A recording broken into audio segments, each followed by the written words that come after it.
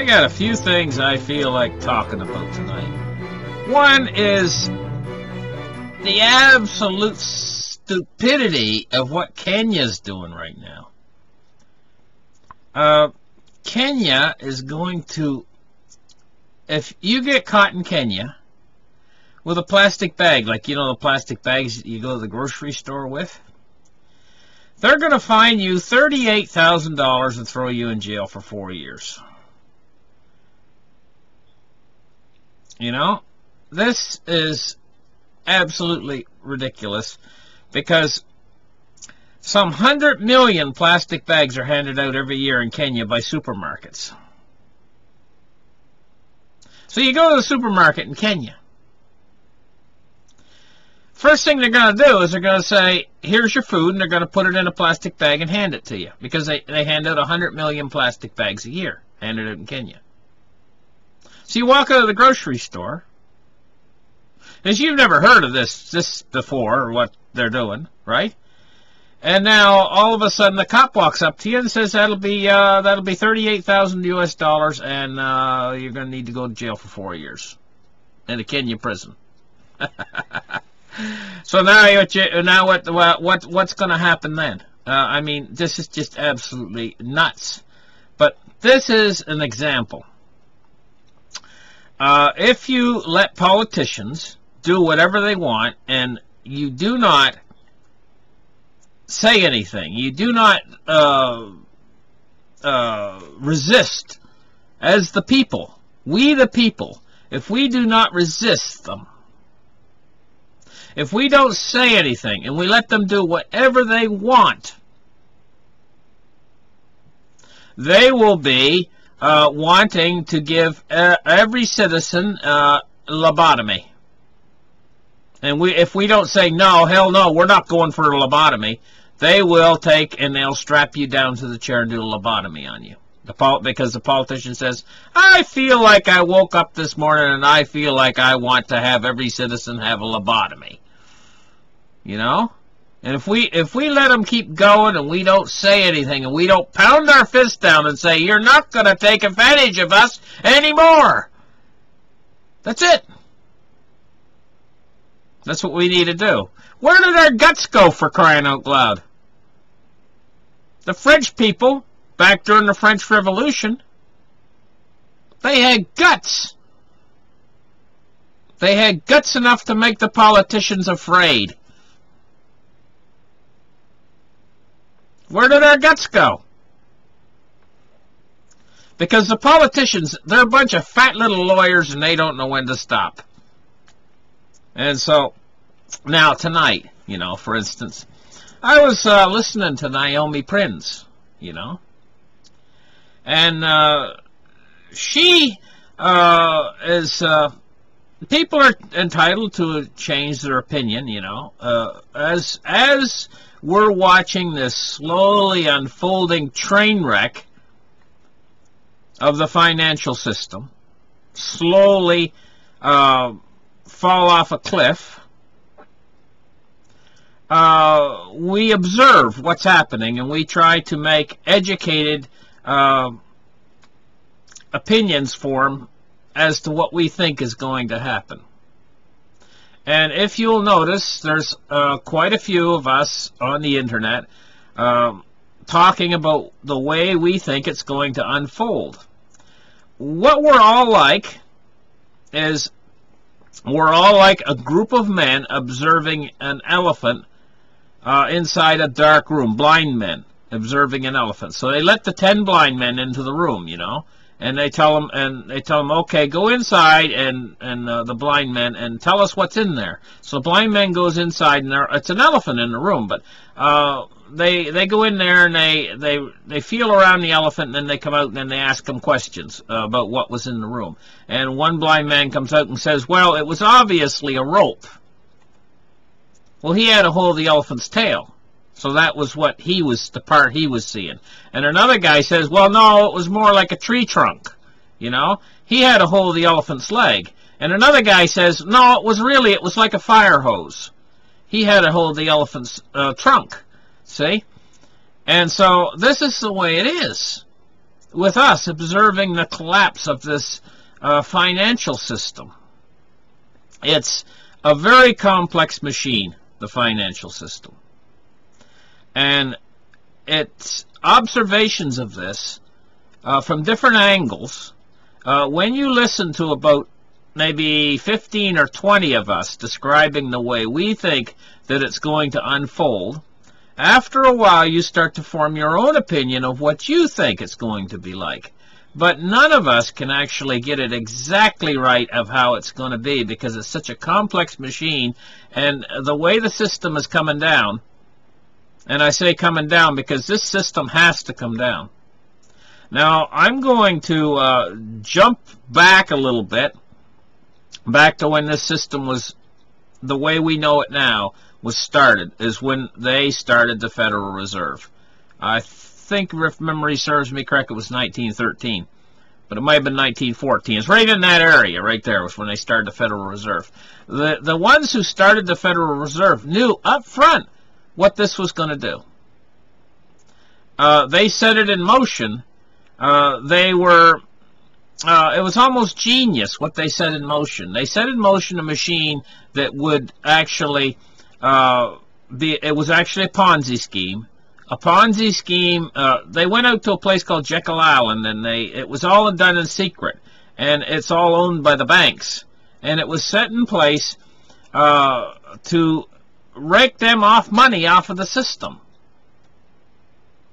But it's set in motion in a way that it's run like a giant Ponzi scheme, and it keeps relying upon exponential growth of debt. In order for it to survive, it has to continuously have exponential growth. Exponential growth of the world's economy. So the GDP of every country on Earth has to be above zero. It has to be growing. It has to be like China is saying that they have 6.9% GDP or growth. Really, it's probably not true. It's probably more like 3% or something like that. But they do have a little bit of growth there. The United States is saying they have less than 1%. So they're actually probably negative. They're probably actually shrinking. But for years, there was actual growth. This is what this system actually needs. The way it was put together, it relies upon exponential growth and an exponential growth of the debt. The debt has to grow. And the reason why is because if it contracts, it folds up upon itself.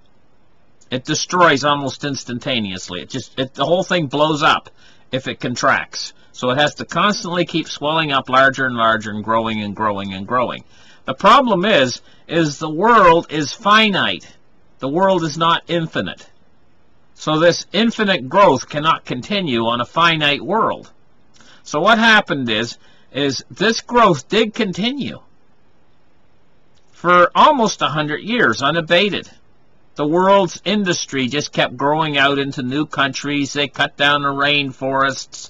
They constantly grew their industry, and the population constantly grew, and we had exponential growth in the world, in the actual physical world. We had exponential growth for years and years and years, up until 2008. And suddenly, we had in the physical world, we had a physical contraction of not just the financial system, but industry and everything. It was a physical contraction. That contraction in the real world didn't go away. It continued on. China tried to prop it up by building ghost cities. They tried to continue with the expansion by creating an artificial expansion in the real world. And in the West, we did something similar to what China did, except we expanded the monetary supply through things like quantitative easing. See? But nevertheless, the underlying contraction was still there because the world is finite. So what's happened now is in the West here, we've expanded our monetary supply, and we've faked the numbers about this economic recovery and everything, but really what we've been dealing with is very, very, very slight contraction of everything. even jobs.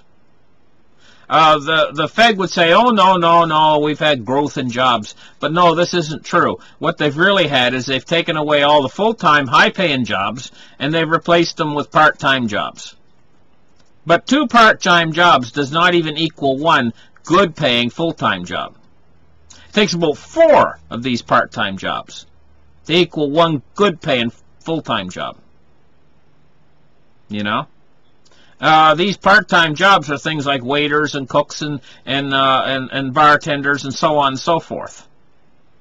And they created a whole slew of those jobs. But they also did another little trick. The other little trick that they did was they went out and they didn't count. They started not counting people that gave up looking for work. This is another little trick that they pulled to fudge the job numbers. They've also fudged the real inflation numbers and everything. They fudged all the numbers across the board. They fudged everything. They've changed everything and made it what they wanted it to appear to be. But who are they kidding? They're not really kidding everything. They're not really kidding anybody. What's really going on underneath the surface is this contraction is actually continuing. So they expanded the monetary supply. So like I say earlier, I was listening to Naomi Prinz. And she now is coming to the opinion that the Fed and these central banks now can continue on for perhaps, she thinks, maybe another 8 years with this whole stimulating the economy and so on. And I was surprised to hear her say that she thinks that it can actually continue. She's a very intelligent woman, and she's able to look into the economy and see a lot of things that a lot of other people can't see. But nevertheless, I tend to think that it doesn't have a lot of time left, because the system is contracting underneath the surface at the same time that they're expanding the monetary base. Now what they've done is they've been forced to hold back on expanding the monetary base because they know that they're going to destroy the dollar. But this contraction is still continuing. And what's going to end up happening in the end is the contraction is going to start to actually win. And the reason why is because they're slowing down on expanding the monetary base. The only thing that's really been there's a couple things that's been holding it all together, so that the contraction doesn't win right away. That's been holding it up. One of the things is that America became an oil producer.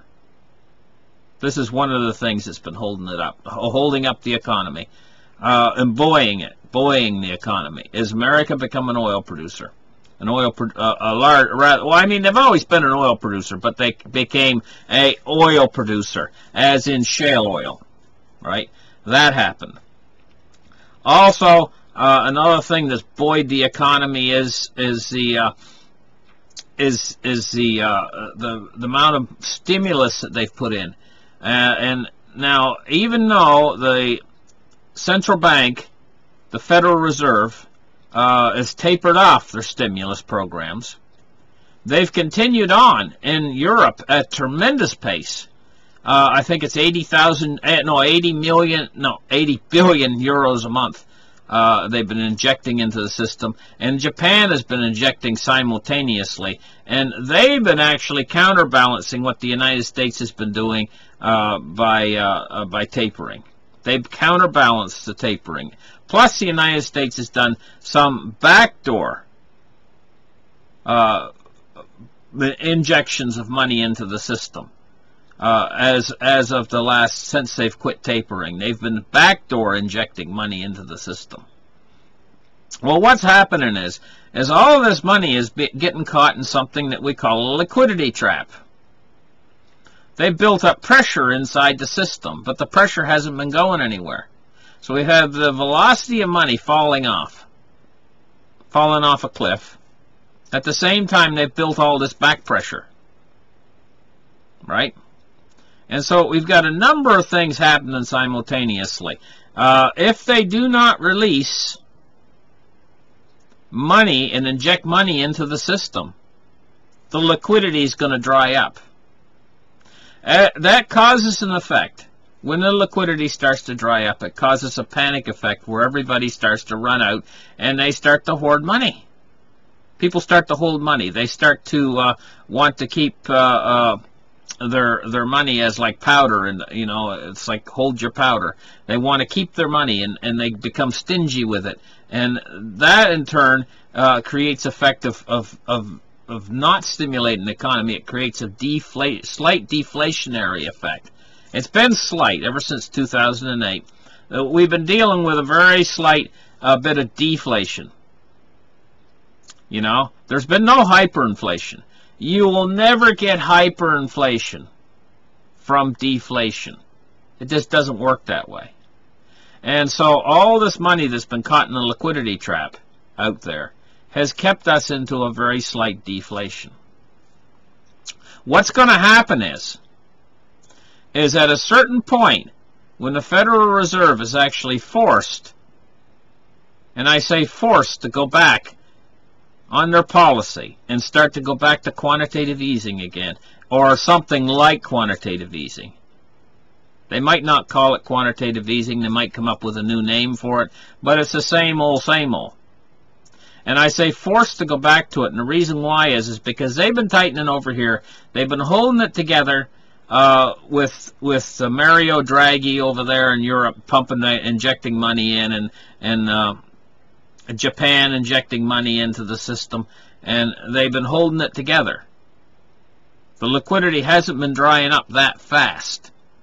But once Mario Draghi starts to taper, and the United States is already taper, and they start to sell their toxic assets on their balance book later this year, and they probably come around to actually having to raise interest rates again, maybe sometime early next year. If they don't, later this winter. What's going to happen is the liquidity is going to start to dry up in the system, and we're going to go into what they call a recession. We're going to head first into a recession here. But actually, what it actually is we're already in a recession. We're going to head into a depression. And when that happens, then the Fed's going to have to, they're going to have to go back to their quantitative easing and so forth. Now, they might not call it quantitative easing, but they're going to have to backtrack. They're going to have to turn this ship around.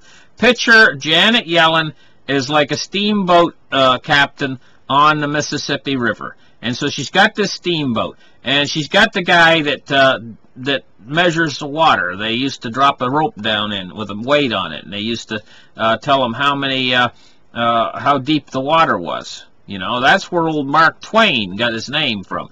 They used to go, Mark Twain, and that was how deep the water was when they were going down the Mississippi. So what's going to happen is she's the steamboat captain. She's going down the Mississippi. Her guy that measures, I forget what his name is, the guy that measures the water depth, says to her, he says, listen, we better not try it. There's sandbars up ahead, and it's not very deep, and we might have trouble, And she says, full steam ahead, and she yells down to the steam room, give it all you got, And right now, that's what she's done. She's going full steam ahead into this tapering and into this cutting back and cut, and cutting back all the money, not raising interest rates and selling the toxic assets on the balance sheet and everything else. Just full steam ahead, right? But they're not going to get too far before she's going to start to run this ship aground. And when she runs this ship aground, she's going to yell down to the engine room, turn it around! Turn this ship around! And down to the engine room. And what's going to happen is then it's not that easy to turn a ship around. A big, long ship that's about 1,000 feet long. And especially when it's caught on a sandbar, it's going to suddenly it's going to be a panic situation. The economy is going to panic. And they're all going to panic then at that point. The captain, which is Janet Yellen, all of the crew, they're all going to, right now they're not panicking, but they're all going to panic when this happens. They're going to want to turn around and go back to what they had. But if they go back to exactly what they had, that won't do anything. And the economy is going to be in such a tailspin that if they go back to injecting, what was it, 60 billion a month? No, it was $80 billion a month.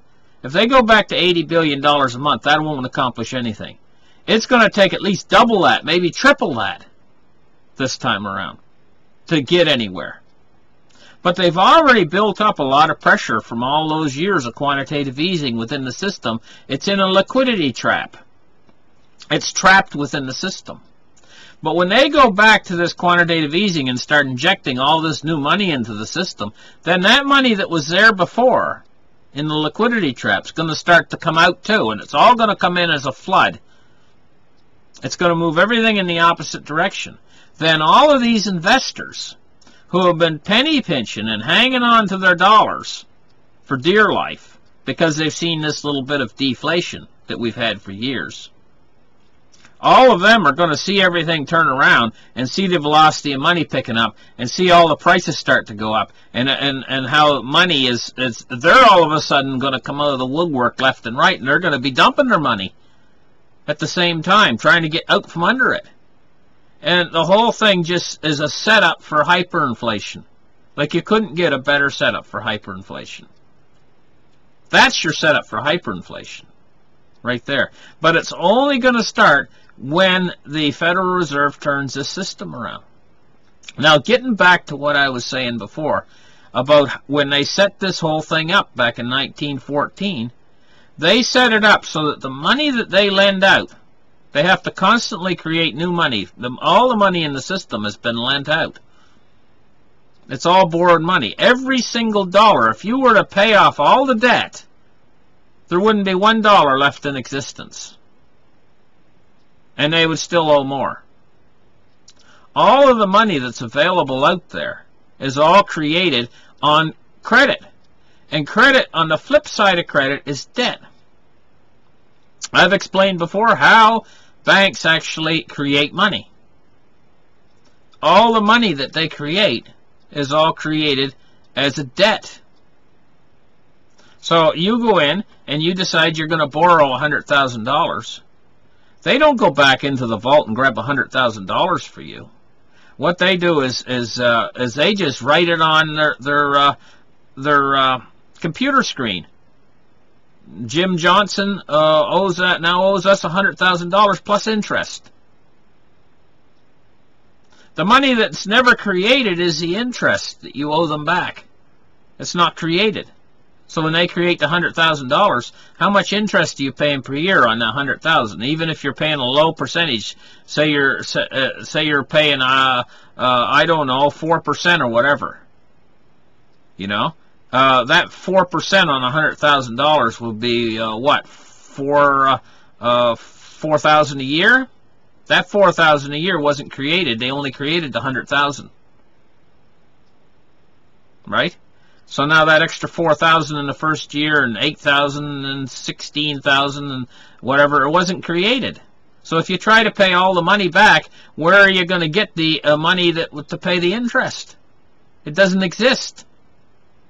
So the system folds up upon itself, and when the money is all paid back, it creates this deflationary death spiral. Why I call it a death spiral is all the money starts to disappear within the entire system. All the money starts to suddenly disappear. It's a drying up of liquidity. And that's what we're heading toward in this deflationary spike. All of the money in the system is going to try to disappear. And all of these people are going to come after that little bit of money that's left and all want it and want to hoard it. And that just makes everything all the much worse when this spike hits. There's only one solution that the government has to do. The government has to come in with both feet and create a whole bunch more money. But how do they create it? They borrow it all into existence, thereby creating more money owed back and more money that didn't get created to pay the interest. Which makes, and this is what they did. This is what they did a few years ago, back in 2008. And that's the situation we're in right now, is all that money is created as debt. It's created through credit, and credit becomes debt. And it's ready to collapse in upon itself. You see? But when it collapses in upon itself, and it will, because they're tightening. In other words, tightening is trying to pay everything back. It's tightening. That's what the Fed's doing right now. They're tightening. Tightening leads to the whole thing folding in upon itself. And when it folds in upon itself, it doesn't do it slowly. It does it almost instantaneously. It's like popping a bubble. It just, bang. One day everything's fine.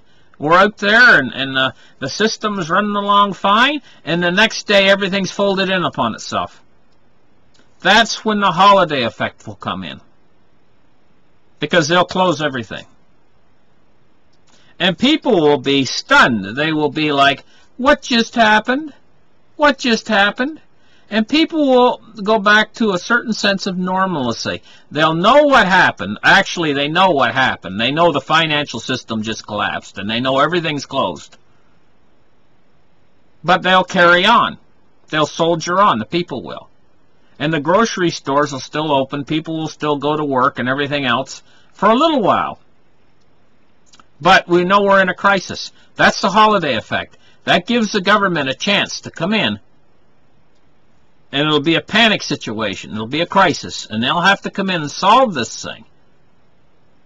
Otherwise, if they don't solve it, and they'll have a very limited window to solve it in, maybe just a few weeks of the holiday effect. When the holiday effect wears off, everything would shut down and we'd go into a Mad Max world. So thank God for the holiday effect. But the holiday effect will give the government a chance to come in and do very quickly, do meetings and stuff. Get together and put their heads together and come up with a solution. But I can already tell you what the solution's going to be. There's only one solution. To save the world. At this point, when the financial system collapses like this, and it all folds in on itself, there's only one solution, one thing that they can do. And that's borrow a whole bunch more money. With a whole, that's credit creation. Create a whole bunch more credit, and then the whole thing is just kicking the can down the road again, yet again. But this time they do it. They're going to destroy the dollar. They're going to destroy faith in the dollar. Because they're going to have to borrow so much. They're finally going to destroy faith in the dollar. And that's going to lead to them just having to go crazy with money creation. I call it the great print. But it's not really printing. It's actually just pushing buttons on a computer and creating digital money. And they can create as much of this digital money as there are leaves on the trees. What do you think is going to happen then? Is everybody's going to try to get out of the digital money, get out of the money that's going downhill in value, like a stone, falling like a stone. They're all going to try to get out simultaneously. Whereas just before that, they were all trying to hoard the money. So they're going to go from trying to hoard the money and everybody trying to, the value of the money going up, to switching to the opposite direction and the value of the money falling and them trying to get rid of it. It's going to be a panic first in one direction and then in the opposite direction.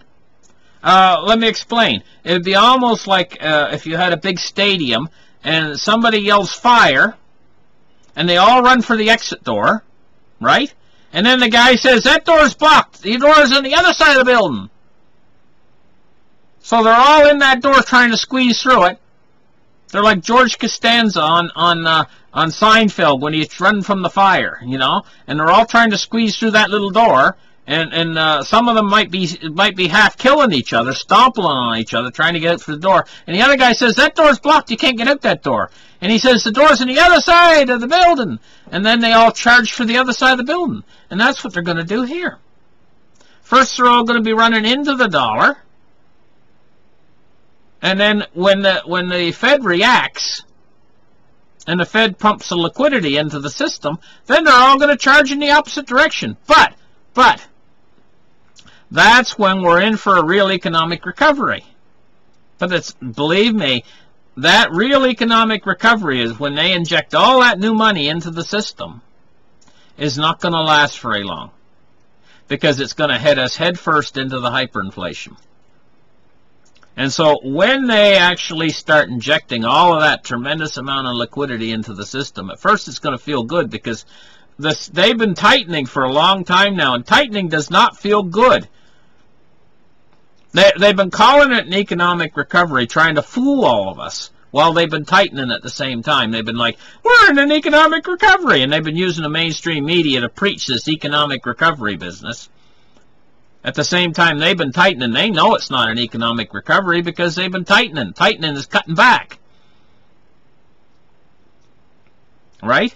And so when they actually finally release the floodgates of money and change direction on this tightening, when the system folds in on itself, there's going to be a panic for them to change directions. That's when the real economic recovery is going to come, because they're going to open the floodgates of money, and there's going to be money falling from the sky every which way. And so that'll create jobs, because it'll be a panic to create money at that point. But that's also going to destroy the dollar then at that point. And that's what creates your hyperinflation. This whole thing about the economy getting worse, slowly getting worse, and that causing a hyperinflation, it'll never work that way. Because as the economy is getting worse and more depressed, that does not create a hyperinflation. That creates deflation. That creates people not having enough money, and the value of money actually going up, or very little inflation. And see, that's what the Fed's dealing with right now.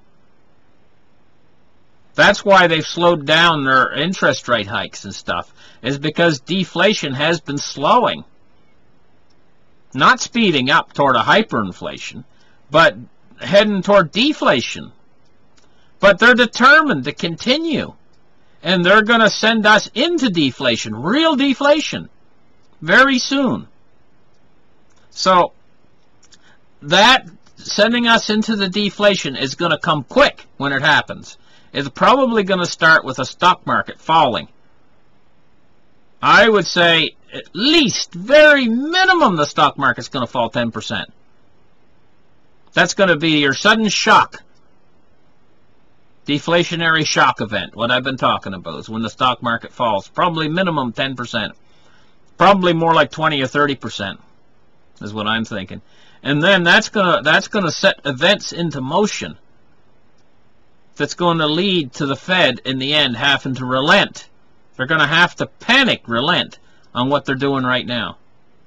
And that's finally going to destroy the dollar. And that's what's going to cause your hyperinflation, is the absolute loss of faith in the dollar. But during this shock event, when the stock market first collapses, that's when they're going to run into the dollar. So they're all going to run in one direction, into the dollar. And then when the Fed reacts to that, then they're all going to try to get out of the dollar in the opposite direction. First run one way and then run the other. Now, if you know how this whole thing works, and I've tried to explain it to you as best I can, you can take advantage of this big time. If you know what's coming, you can really take advantage of it big time. One way I can think of is just with cryptocurrencies and gold and silver. You know? Because the cryptocurrencies on the other side, when they try to get out of the dollar, and they're going to run into cryptocurrencies. Once the Fed turns everything around and the hyperinflation starts, you think you've seen a big rise in cryptocurrencies right now? This was nothing compared to what you're going to see when the dollar's demise starts and people are panicking to get out of the dollar. How high could one unit of cryptocurrency could go priceless compared to dollars in dollar terms?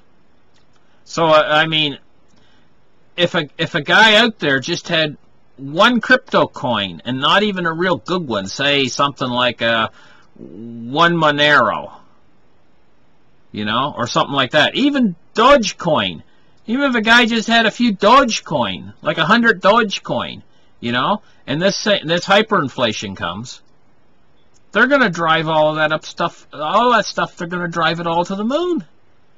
And what's the dollar going to be worth in the end? Nothing.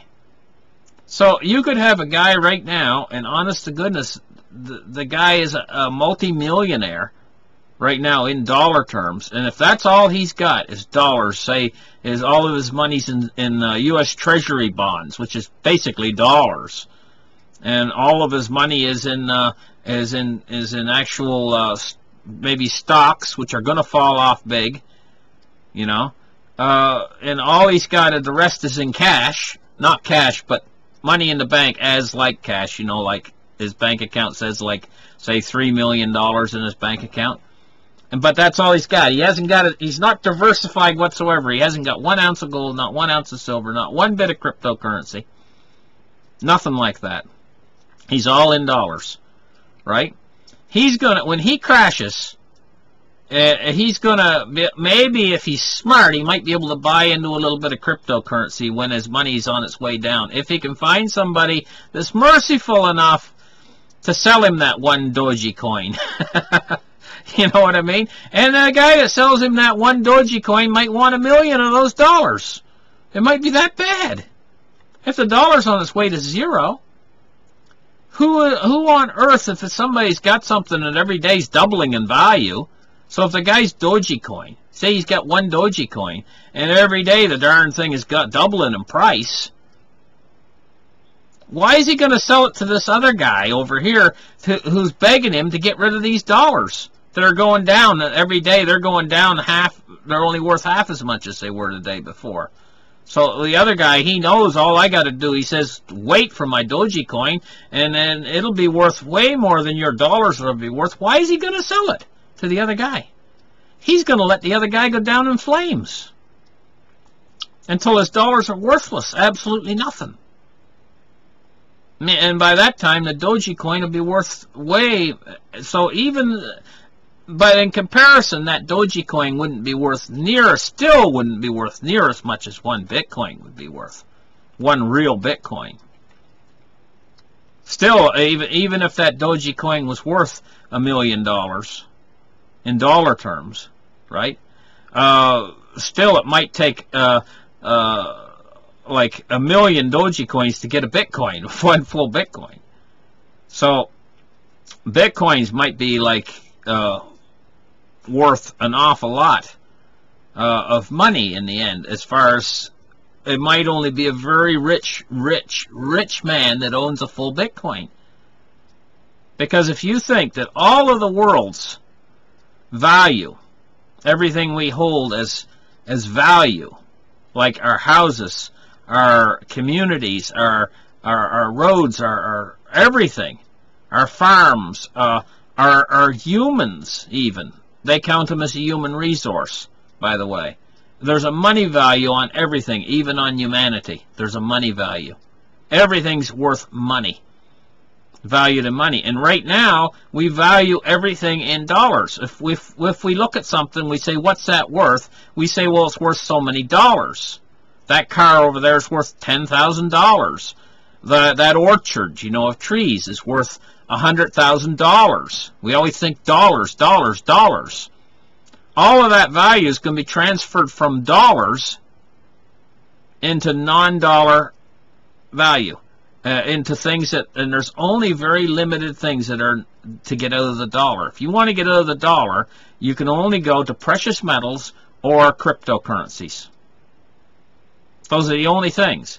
Now, one's mind would just say to you, there must be something else. There must be someplace else you can go besides the dollar to store value, right? Other than just gold, silver, and cryptocurrencies. But there's not. Sit and think about that for a while. Think about it. There is really no place else you can actually go other than gold, silver, and cryptocurrencies. So all of the world, if the dollar dies, and when I mean dollar, I mean all of the fiat money worldwide goes down in flames, all of that value of what the whole world's worth, people included, everything, fields, trees, everything, real estate, everything, is going to be transferred over to gold, silver, and cryptocurrency. So I could easily see all of those gold, silver, and cryptocurrency. You want to know how high they're going to go. You get these guys that saying, well, an ounce of silver might go to $500 or whatever. They're all wrong. I could see all of this going up 1,000 times, 1,000-fold, every bit of it. Anything that's not denominated in fiat, going up 1,000 times. So if you get that guy, like I say, and he's a millionaire, but he's all in fiat, he's got nothing else, absolutely nothing else, then his millions will be worth absolutely nothing. It'll be just like he's back to square one. He'll be sitting in the dump, picking through plastic bags. You know? And what's the use of that? I mean, even if he had just a little bit, just a one little gold ring, at least he'd have something. In fact, he might be able to take that gold ring and turn around and buy himself an acre of land and a little orchard on it or something with a house, and build himself a little house. And he wouldn't be homeless anymore. But if he's all in dollars, he's going to end up homeless. He's going to end up sitting on a big pile of plastic bags at the dump. That's where he's going to end up, if that's all he's got his money in. So listen, thanks you guys for listening. Like and subscribe, and we will catch you guys in the next show. Bye.